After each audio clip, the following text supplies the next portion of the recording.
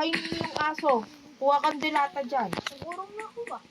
Tingnan mo yung mesa. Ang daming urong sa mesa. Ano trabaho niya yun? Sa bangko. IT sa bangko.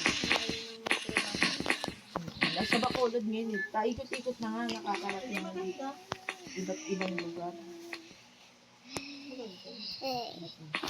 Sa Bacolod ngayon eh. Kasi yung nagkakaroon ni Rose. Doon. Kasi si Rose, lumipat na.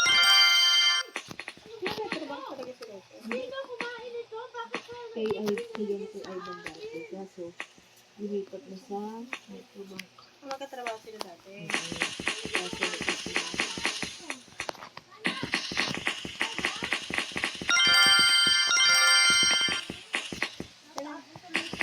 Mayaman yung kasi doon. Dito lang ba? Pagkabig mo lang. Parang sintay na dito.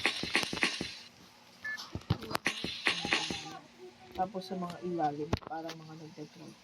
Ayan, kapag matulog yun si Ari. Ano Tawagin mo si Kulot? walang pasok bukas siya. Sabi?